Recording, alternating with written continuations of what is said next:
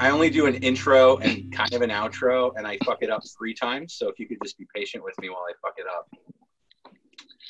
Hey, this is Mike and Jeff with that'sgoodenough4me.com doing our Who's Zoomin' Who series.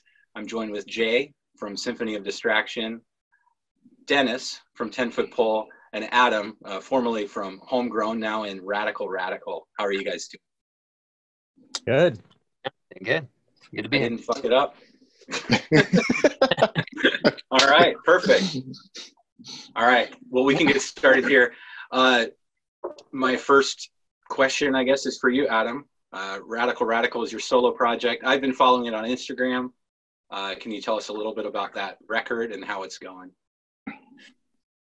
Yeah, it's man, I don't know what it is about being middle-aged, but something comes full circle, and that, and you kind of get hit by a truck, at least for me anyway, of like introspection, honestly, darkness, depression, a bunch of crazy stuff happened. Probably when I hit about like 42, sent me on some weird journey, and kind of coming through that for the first time ever. I was actually writing lyrics before I was writing melodies. I always kind of wrote melodies and sort of stuck things in it, what I was feeling or what I felt like other people were going through and I can relate to. Man, this time is just like full middle-aged, just haywire brain coming out, you know, and then I decided, you know what, I could put a melody to this. And I just started getting back in touch with my, you know, pop punk roots, and had enough songs for an album. So I'm just kind of starting it, figuring it out right now. That's tremendous. That's awesome. I'm super excited about it. And I have to ask, the steady hi-hat snare with the kicks coming in on every 8 of them, is that like something that you like, or is that something that you're just incorporating from older Homegrown stuff? I didn't notice, but I should probably look into it to see if I can create some different sounds.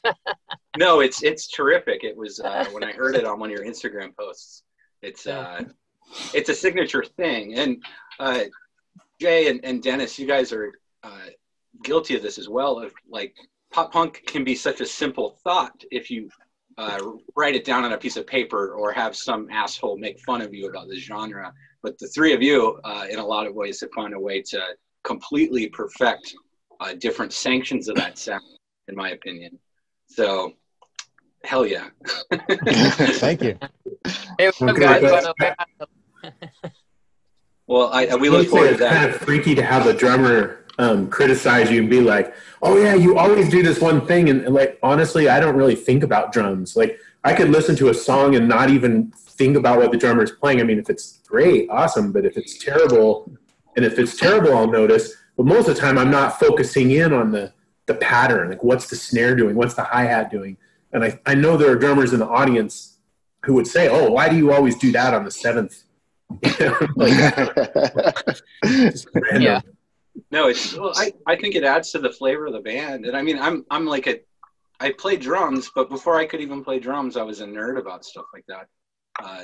You know, going and seeing NoFX live and finding out how fast Eric Sandin was playing that night, or, you know, whether or not he was getting tired.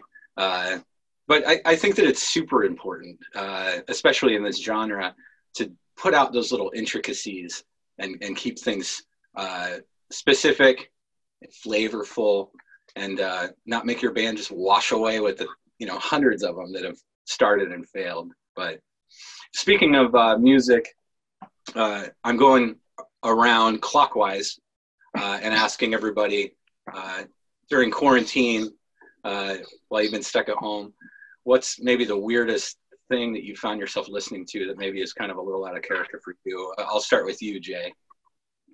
Oh God, you know, I don't know if anything's changed weird.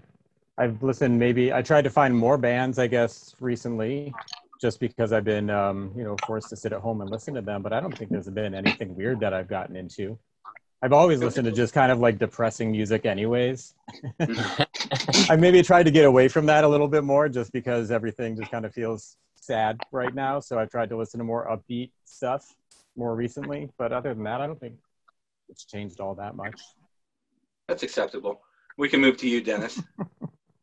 I've been checking out more local acts, actually. Like, kind of, there's been different, like, kind of jazz acts and stuff. The Seth Anderson album that came out recently is really good. almost this kind of like Bruce Springsteen vibe. But yeah, I mean, I have taken the time more. I just was thinking about it. I was getting punished last night by a guy who writes like every week, like, "Are you there? How come you didn't answer my question about how to get a promoter to book my band and get a bigger band to take us on tour and whatnot?" And I was just thinking about, like, a lot of times I don't take the time to listen because when people are really punishing like that. But being home and having a little more time, I have noticed that I've at least kind of checked out other music and been open to it. I don't have specific examples that are mind-blowing or anything. If I was going to mention a mind-blowing band, I would say Man with a Mission from Japan. But it's not a direct answer to your question, but it is something that if people hadn't heard them before, they're called Man with a Mission, like the Bad Religion song. And that's pretty much mind-blowing stuff. I went out with them doing sound, and it was it was just blowing my mind every night. Just how good they were. They wear wolf heads, so you can't really see them. So only I know who they are, but they're really good.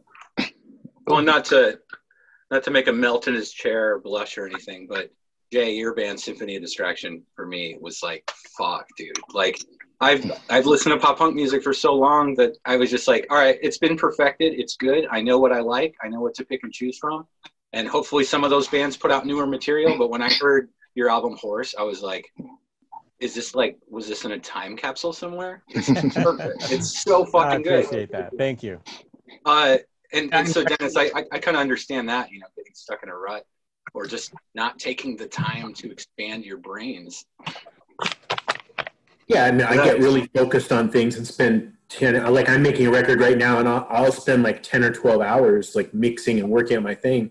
And so I'm taking little breaks from it, going and doing other things, but the likelihood that I'm gonna just sit there and open new music and, unless I'm mowing the lawn or something like that, and even then I have a specific playlist that's like gets me motivated, gets me pumped to get out there, like AFI and Britney Spears and stuff. I listen to the Post Wave by Blue Minis almost every single time I mow my lawn. And it's been that way since I was in high school. Don't ask me why. Bill, if you ever see this, I love you. You should do a Zoom with me. All right, Jeff, let's move to you, man. I don't know. It's kind of tough because since we launched the site a month and 2 days, been getting a lot of more submissions and from bands that I've never heard of. So I don't think it's as much anything weird, really, per se. Just a whole lot of different bands I'd never discovered before. I mean, we put in a lot of coverage on the Shorts from Australia. 3-piece, they got a really 90s epithet sound. They just had an EP put out on Thousand Islands Records with Bruno and them guys.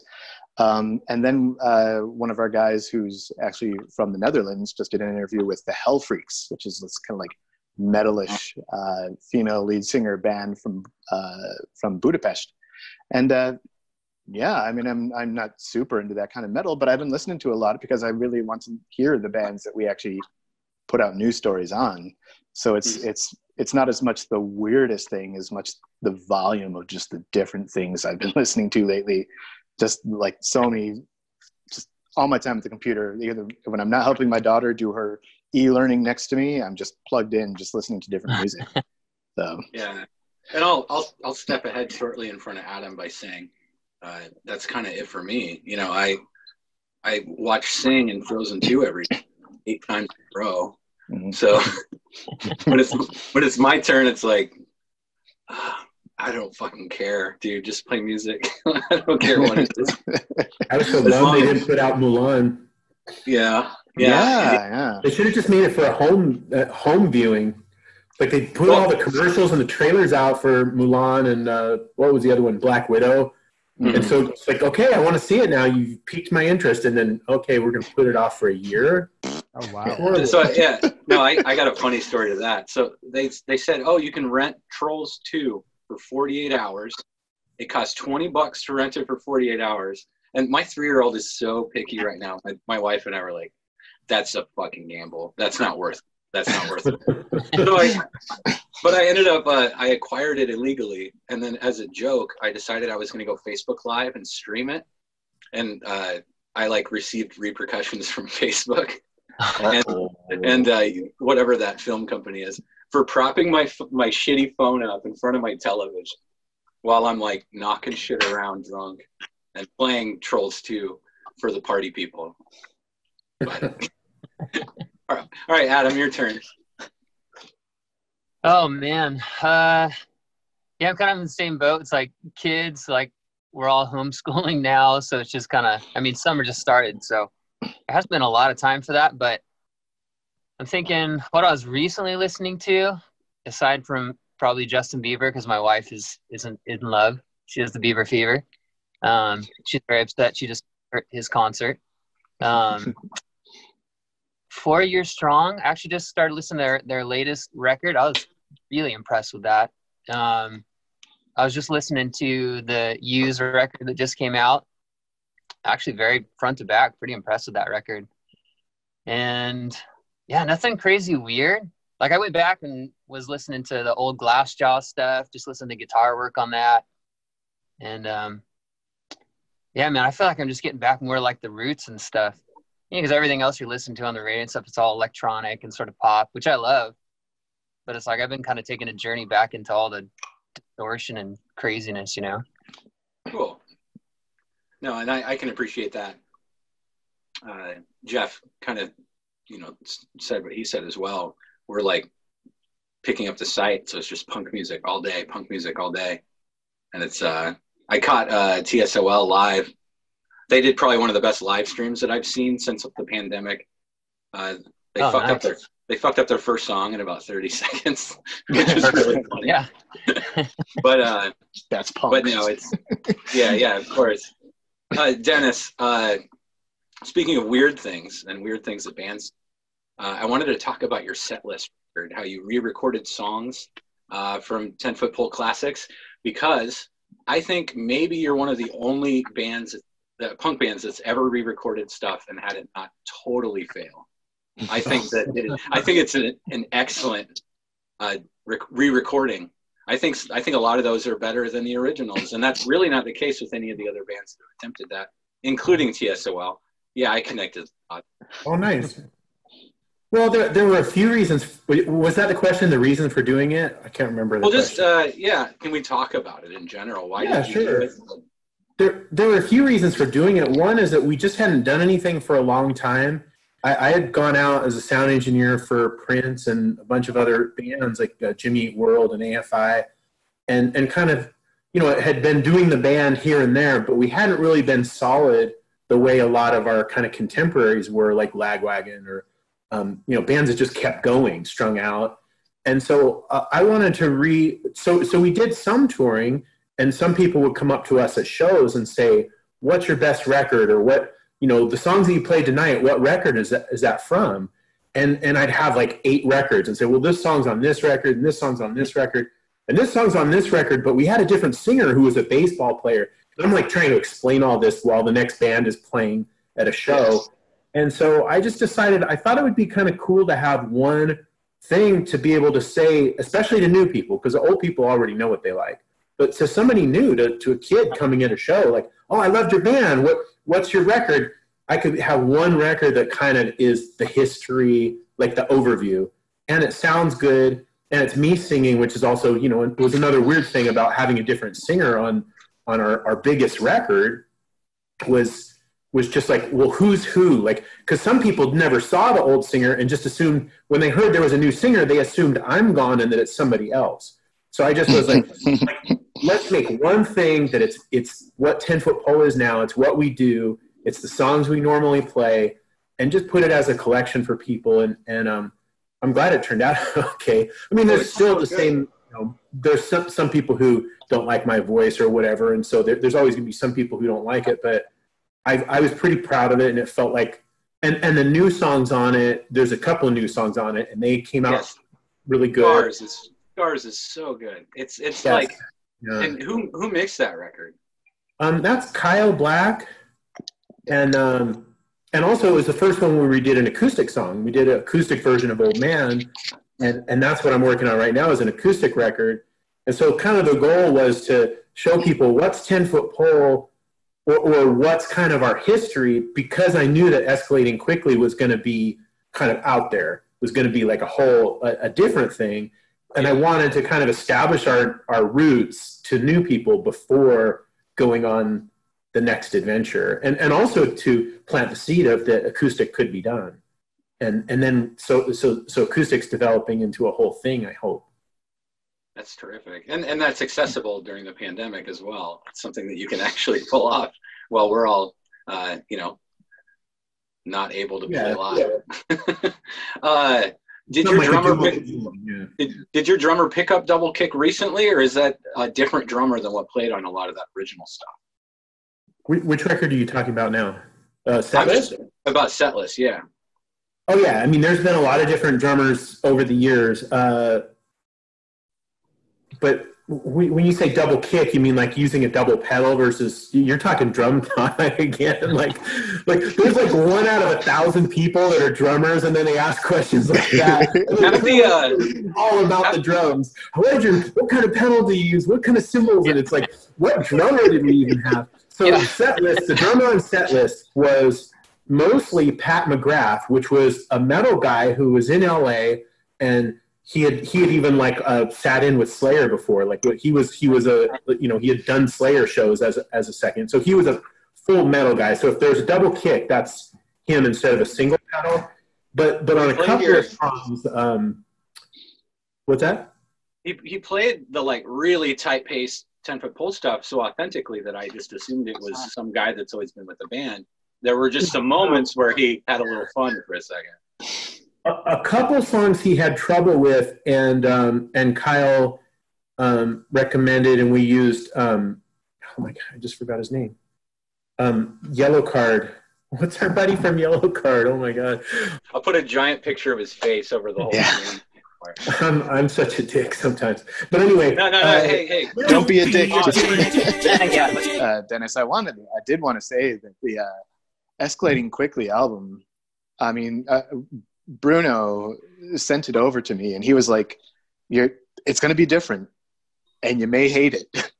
And I was like, okay, but I was like, I like loved how it was like it was like an expression, a new evolution in the sound for 10-foot pole. You can still tell it's 10-foot pole, but you did a lot of really cool things that I kind of recognized some people may not be into, but I personally, for one, thought it was like pretty awesome. Right. We don't have to have this discussion off the record. We could put this on the record. Yeah. But I rode my bike for like I did like every other day, and that was just what I listened to for like 2 weeks straight when I was riding my bike. It was fun to just try a different approach on some stuff, like having the dueling guitars and letting Ryan go crazy with the keyboards and having fun with the harmonies. Mm-hmm. And like you were saying earlier, the melodic punk thing has done the same thing quite a bit, and that rut's kind of pretty deep, and expectations are kind of standard.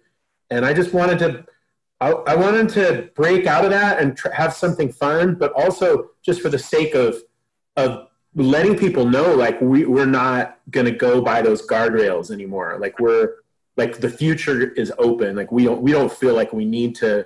It's not like we're a huge band like that's got to keep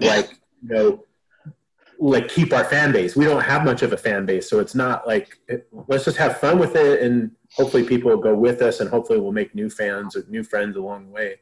Mm-hmm. But it was LP. This was the drummer. Yeah, I just Googled it. I was going to say, how do you say Longinu? LP Longinu III. I think it's Longinu. Oh, good. He's a really good drummer, and he was with Yellow Card. He had the big hits with Yellow Card. But he's out in Florida, so it was kind of hard to work with him. But in that, on Setlist, there were a couple songs, I think John and I can't remember what other song, he basically played it, and then Kyle brought in his tracks from Florida and kind of put it together and did it. But like, I kind of am feeling like the band is more like a baseball team. Like we don't need to have like one drummer that's like the same guy for 20 years. Like people can come and go because we're not a huge band where each person is so their personality is super essential. Like I don't give guys a guilt trip if they want to do something different. So the Tony Palermo, who's in Papa Roach now, was the drummer that was on Rev and Unleashed and Insider. So that's, if you were thinking of an old drummer, that's Tony, who's been in Papa Roach now for more than 10 years and has like a real music career. Mm-hmm. But since then we've had, other guys like Kevin Ruggieri, and right now we have a guy from Quebec, Guillaume Fortin. But I like, my view of drums is just, if they play in time and it sounds good and it feels good and they're fairly friendly and they're they show up, like I don't really think about how they play it, like necessarily. Like as long as it feels good, I don't care if they have 2 pedals or 1 pedal. Am I allowed to ask questions? Can I jump in as interviewer? Just for like both of you wrote. Did you write the songs for Homegrown, or a lot of them? Adam. Oh, well, I was gonna say, by the way, he's a brilliant drummer, and he's got feel and timing, man. And dude, you got him. It's a score. That's such a score. You mean Tony or who? LP, drummer from Yellow Card. Oh, LP, yeah. He's an animal. He's awesome. And sorry, I know you just asked that question, but I love your take on that, like redoing it in that way. I think that's brilliant. Honestly, I think that's really smart. And I'm kind of jealous because I think all of us, like looking back at our discography, like we look back, you know how it is, you kind of listen back and you go, oh, I would have done this, or oh, I would have done this rhythm. Oh man, that's some terrible singing right there. You know what I mean? It's like, that just needs to be redone, But that's cool, man, that you got to redo that and you got like a good reason for it, even, to revisit, do some things new, to sort of challenge stuff. Like, I don't know. Just want to affirm that, dude. That's cool. That's cool. Oh, thank you. Jay, what do you have for us? So the question I had was, because the way that you talk about you don't care what the drummers are doing, but you are writing the song, so you must have some basic idea what you want the drums to do, right? Before, you must deliver something to the drummer as a song before he starts playing, right? Yeah, we kind of like, for the homegrown songwriting process was kind of, with the exception for a few songs in the early days when I was kind of figuring out that I actually could sing a little bit. If John sang the song, then he wrote it. If I sang the song, then I wrote it. Gotcha. And we'd basically just have like a kind of the arrangement, the general feel, it's going to start out with this riff or whatever and kind of come in here and do this. But in a sense, you'd have the feel, maybe kind of the tempo or whatever, but there's still like a lot of freedom for the drummers to, sort of try things out. And, as it goes, drummers, sometimes you get some, whatever, and it's like, oh, let's lock in with that, and sort of progress. But generally speaking, there's a good like framework, I guess. But I think everyone added what made it what it was. So. Okay. Yeah. So Jay, in Symphony of Distraction, I met your drummer because I covered one of your songs on YouTube playing drums. I talked to him last night. I met him. I sent it to him like hammered a month ago, and he just saw it last night. Reached out to me. You said you said he lives in California, right? Well, he's in Sacramento. Yeah, and you're in New York. I mean, we're all over the place. So he's in Sacramento. Our bass player is in Southern California. Now the other singer is in San Antonio, and I'm in Brooklyn. So we're probably as far apart as you could get from each other in the U.S. Wow. That most recent single that you put out on Spotify, I'm sorry, I don't have the name of it. Yeah. Time is not on my side. On my side. All right. How did you do that? We had tracked most of that for the split we did with a band called 69 Enfermos in Brazil. And we just never finished it. So, and also Steve does not love the idea of doing singles. And so I think just because he knew we weren't going to be able to do anything for a little while, he's like, all right, fuck it, let's do a single. And so I mixed that song, and then he let me put it out. Oh, awesome. Yeah. Well, Actually, sonically, I think that's the best that you guys have ever sounded. So good. Oh, mixing. thank you. Well, I'm getting better at mixing then, I guess. It does sound good. Man, take that. That's awesome. Yeah. Yeah, actually, Jay, I wanted to say, like, I heard the new song. It's great, and I was kind of hoping that it was like a prelude to new music. But now that you say it's from the they came from Faster Space Split, now I'm like, you know. Yeah, well, we do have like 5 more of those. Okay, so cool. We're talking about doing because our last album was called Horse, like you said. We're talking about doing like a album called Horse Shit, which is just all of our B-sides, and then like some new ones. Nice, nice. So yeah, maybe I actually discovered your band. I actually discovered Symphony of Distraction from 69 Infermos. Oh, because when I was working over at Punk News, and actually I got in touch with them when I was living back in the UK as well. And then they got on my case. They're like, "Hey, we've got this new split coming out with these guys." And I'm like, "Who are these guys?" And they listen to them. Okay, okay. So that, I mean, it's great, and they're great guys, and I'm glad they really are. They introduced me to you. So. Yep, same here. Awesome. I got to review that record, and I was like, the fuck? Who didn't tell me about these guys? Exactly. I think we just are terrible at marketing.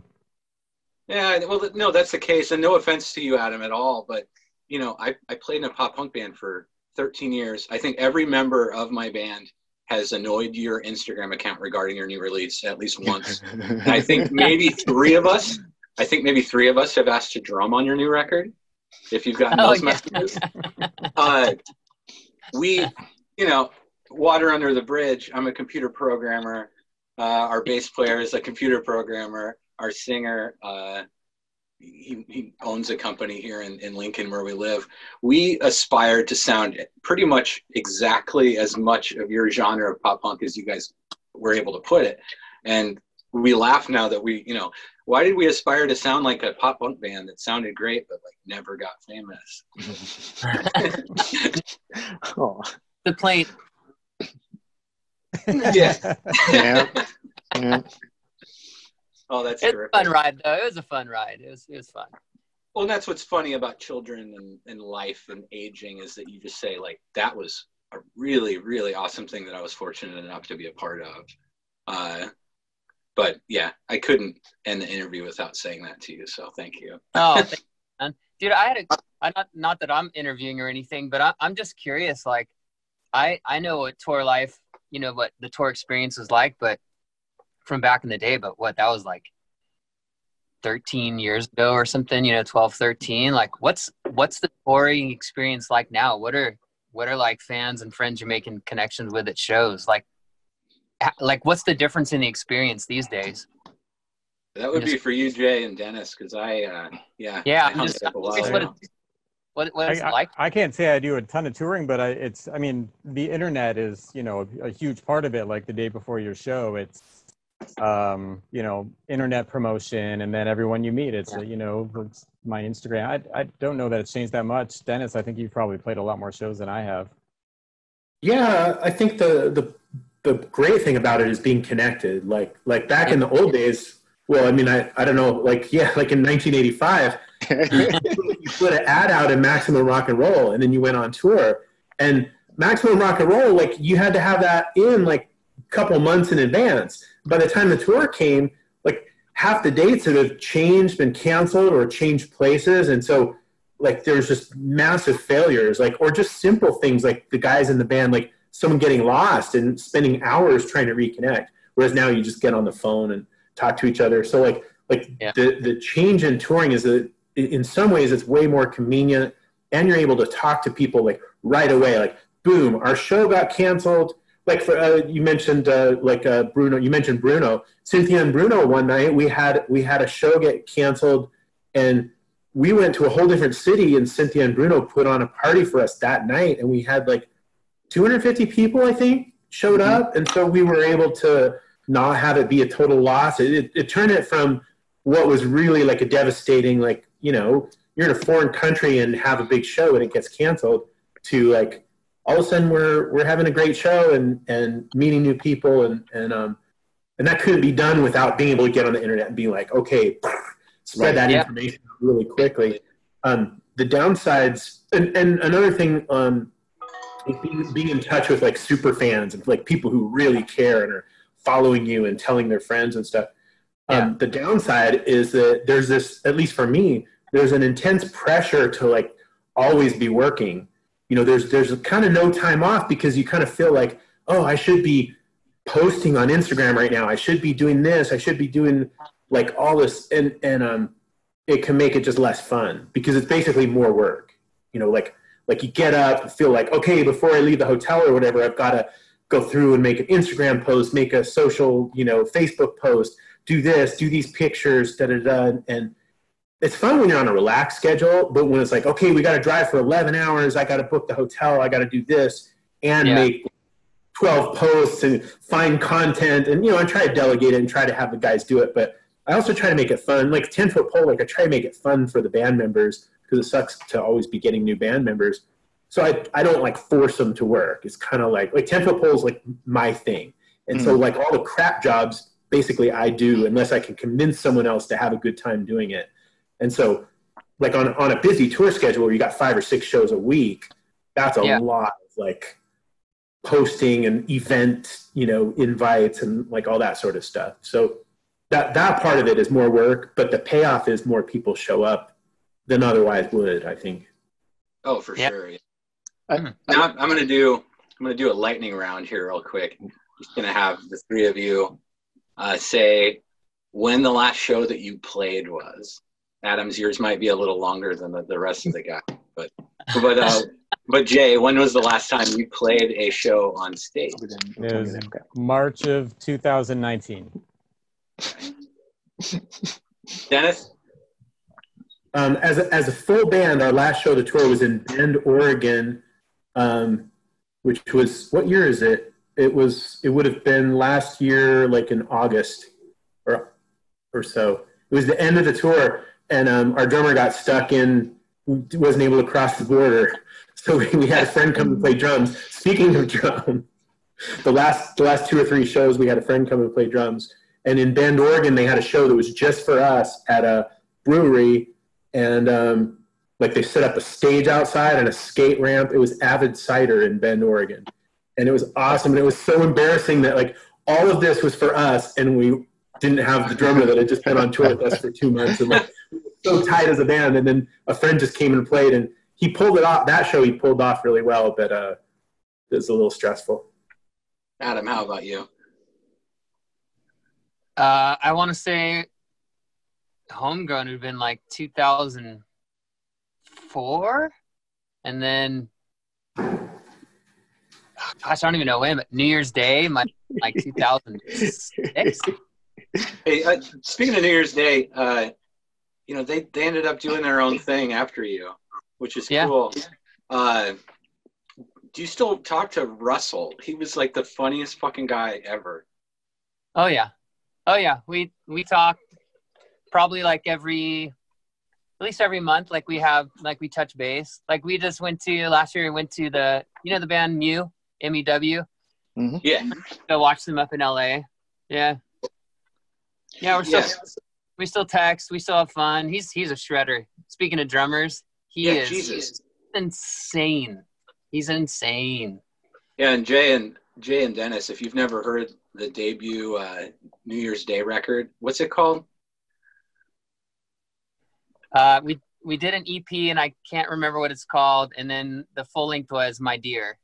My Dear, there you go. If you listen to that is also just fucking pristine, top-notch pop punk. They turn more into like a Nightmare Before Christmas style rock band now. Yeah. They had a chainsaw solo on one of their songs, one of their newer songs, which was ridiculous. It pans left and right, and it's worth a listen. But yeah, definitely not a pop punk band anymore. But I'm happy that Ash and those guys are still going without you. I want to follow up on the last show that I played, because it was in Brazil, and I'm thinking about it now. It was the last show we played, and we were exhausted because like between shows we were traveling like 14 hours. It was crazy. Mm-hmm. And after we were done, we went back to our hotel, and I remember Homegrown has always been like, you know how you have bands that every time you hear them, you're like, oh, these guys are fucking awesome. I'm a fan. I'm going to listen to them all the time. But then you don't. You just forget, and you don't. Homegrown has always been that band for me. So every time I hear you guys, I love you. And after that show, everyone else in the band sat there an hour and played me all of your best songs. That's so the man. last time I had played a show, there was an hour of that night that was dedicated to homegrown being played for me. That's right. Oh, my heart. Well, that was actually what I was going to bring up next. The first time I had ever heard Symphony of Distraction, Progress, is that your song, track 3 on that record? Mm-hmm. The first time I heard Progress, I said, this is like Bob Herco's like level homegrown. Bob Herco era homegrown. It's got the skate punk thing. It's got the very interesting like interweaving rhythm on the guitar. It's good. It's like, you got to listen to this band after you get off the Zoom. But I'm going to be binging on 10-Foot Pole and Symphony of Distraction, man. As soon as we get off on this, I'm hitting it in my car. Hell yeah. So I was curious. You have a beverage while you do it. There you go. Yeah. Sorry, I just thought it'd be fun to have a prop for this little product placement there. Yeah. On that note, gentlemen, I have to leave.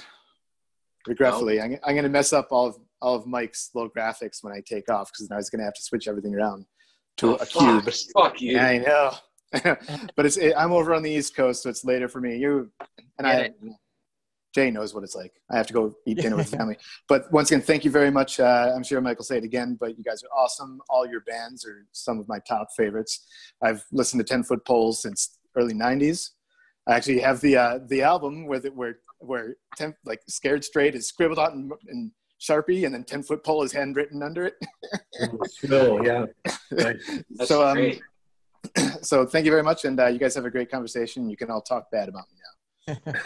Thank you. Have a good one, guys. Take care. Thanks, man. Take it easy. Oh, I thought he was gonna like just. All right, yeah, it's done.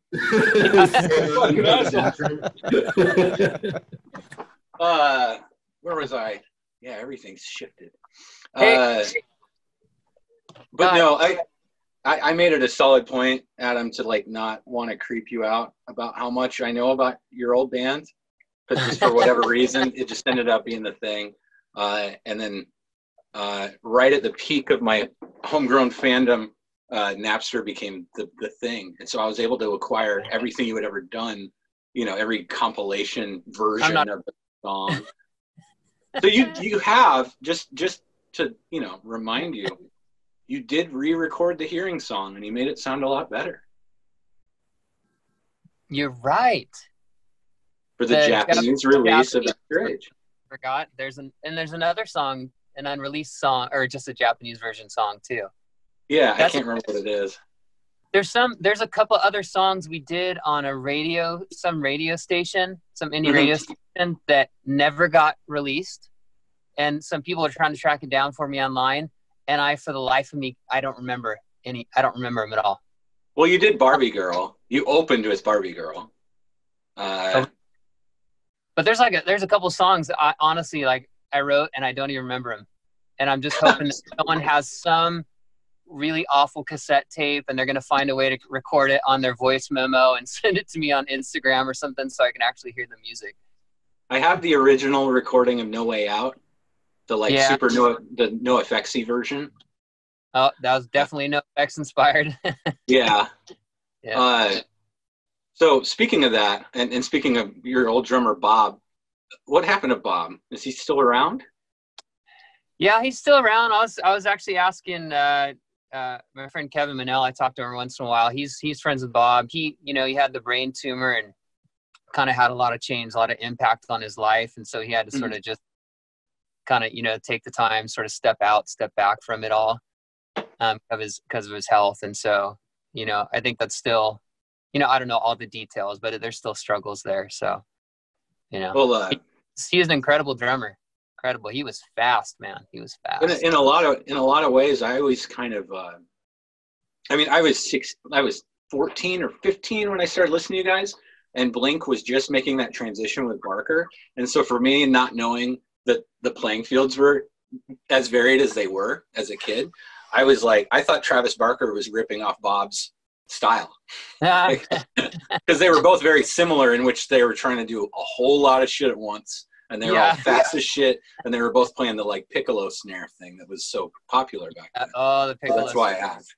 But the rest of you guys had a reunion of sorts that was teased on Instagram for a long time, the Homegrown 2020. And then a lot of people thought you guys were putting out a song, and then you just got together and hung out, which I thought was pretty funny. And posted some photos. Hey, anything's possible, man. Anything's possible. Real quick, I'm going to be super annoying, but I got a 10-foot pole story. Like super early days. I think it was called West Coast. Was it called West Coast Studios? It's like right across the street from Ocean Way in Los Angeles. I don't know if you remember that studio. I think it's called like West Coast Sound or something like that. I don't even know if it's still there. The one that Brett from Bad Religion owned? West Beach. I know a lot of the fat, like all the fat records. Like West Beach. What's that? West Beach. West Beach. Oh my gosh, talk butchering it. Yeah, but I remember we were working on our first full length, That's Business, and I can't remember who was sitting there, but one of you 10-foot pole, and we walk out and one of you sitting there on the bench, and Bob's all, dude, that's the guy from 10-foot pole. Wow, really? So yeah. Oh, and we just very like meekly walk by, just kind of like awkward and uncomfortable because we're like. So might have been you weren't like dicks a or long something. time ago. And glasses. I remember glasses too. So that's funny. Oh, it's probably Steve. It was probably Steve Von Tree Trunk, because he lived out there, and his friend Steve Kravac was the main engineer there for a while. Back, yeah. Oh man, dude, my brain's it's crazy. Nice. Adam, one of the times I had seen you live, you guys had just become a three-piece. Darren had just joined the band. Kings of Pop hadn't been. I don't even think it had been written yet. And he played at the Ranch Bowl in Omaha. You were fucking around. You were mostly playing EP phone home stuff. And at one point, one of you guys were trying to jump or something and broke off your guitar cord inside of a Telecaster. I don't know if you remember that. Broke off the guitar cord? What do you mean? Like you landed on it and the guitar cord bent and the piece that was plugged into the guitar was still plugged into the guitar. Yeah, I'm sure it happened. But that was interesting because you and John kept swapping guitars, and one of you guys would play the bass leads depending on who was singing, which I thought was really interesting. Yeah, because I play guitar or whatever, so when I first started, there was a necessity for the bass, so that's too long a story for here, but I ended up playing bass or whatever, which I love, but I love playing guitar, and probably like all of us, I wish I was a drummer. It's like you always want to be able to play drums, but so I'd always write and play stuff on guitar, so it was just like, if I got a chance and we could switch and kind of make it entertaining, then I would do that, so. Yeah. Oh, yeah. No, it was a lot of fun to watch. And, if you need a drummer for your record, man, if your record's not ready yet, I can get you tracked. I have a drummer. It looks like this right here.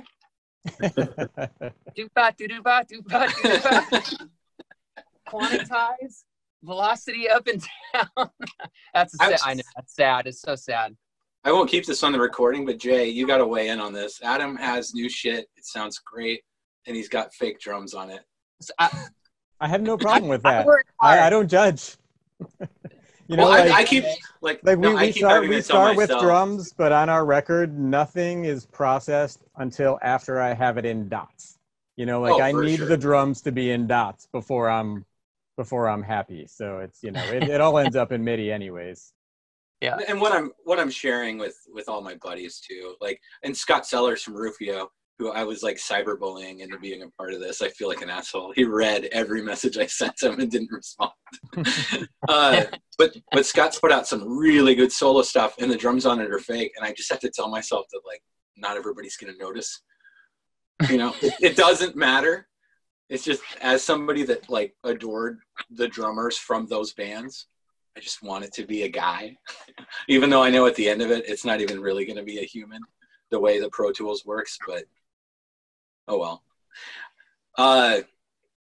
The very last You said your thing, questions before I interrupted you, by the way. You had some type, you're going to ask us quick questions or something. So forgive me, I got us on a sidetrack. no, you're good, because I was going to have us shout out a band that needs attention, but I realized that when I was talking about weird music, nobody said weird music. Everybody just plugged somebody, so it's perfect. But in closing, I was going to ask everyone, what the future is for your musical projects, especially during the pandemic. I know shows have been pretty much canceled for the rest of the year. Jay, what's up with Symphony of Distraction? We have songs. We're writing them. I know Steve's writing. Steve and I write all the songs. We're trying to figure out a way to do it remotely. I know some of that technology exists now with, I think you can even do it like you would be on screen and I could tell you to play your guitar parts and we would do it just like it's a studio. I know some of that exists, but I haven't really researched it. So we're talking about it. Other than that, I'm doing a solo project called Lonely Bunker, which is more piano. And by more, I mean like all piano. So that's been mainly what I've been doing during the pandemic. Now, I like that you put out that new Symphony of Distraction song as a split with your new piano-driven band with the same song. I was surprised that Steve went for that. No, it's good. Adam, how about you? What are you working on right now? You got the RadicalRadical record that you're working on, right? Yep, that's I'm in the editing phase of that, which isn't so glorious. As you know, it's just a lot of trying to make sure you're not bogging down your mixing so that you can kind of mix and move quickly. So it's just a lot of editing of the songs, but got the whole record done. It's all like every part of it's just finished. It's just a matter of like all those cuts and fades and gain staging and stuff and just getting it ready to mix. So how many songs? I think it's 11. I want to say it's 11 songs. Cool. All right. Dennis, what do you have going on in the... I'm right now in the mixing process of an acoustic 10-foot pole record called Simmer Down. And although I might change the title because the politics right now, it sounds like I'm telling people to simmer down. But really it was supposed to be more like a joke for us, like escalating quickly was like, get to rocking, whereas Simmer Down is kind of like, I wanted to make an acoustic-driven version of old and new 10-foot pole songs. So some of them are really old songs. Some of them are medium songs from the last few years. And then about half of it is brand new songs. And like typically for 10-foot pole, I write them on acoustic song and then turn them into a rock band song with distorted guitars. In this case, I just kept them as acoustic. And it's pretty cool. Like I really enjoy it because I like the sound of an acoustic guitar and I like the dynamics of it. And I like that the vocal's real clear. There's not a lot of noise going on. So I'm pretty excited about that. Oh, yeah. Well, thanks a lot, guys. This was really awesome. Thanks for giving me your time, and be well. Thank you. Yeah, it's good to meet you guys, man. It's good to meet you. Yeah, Yeah, good meeting you too.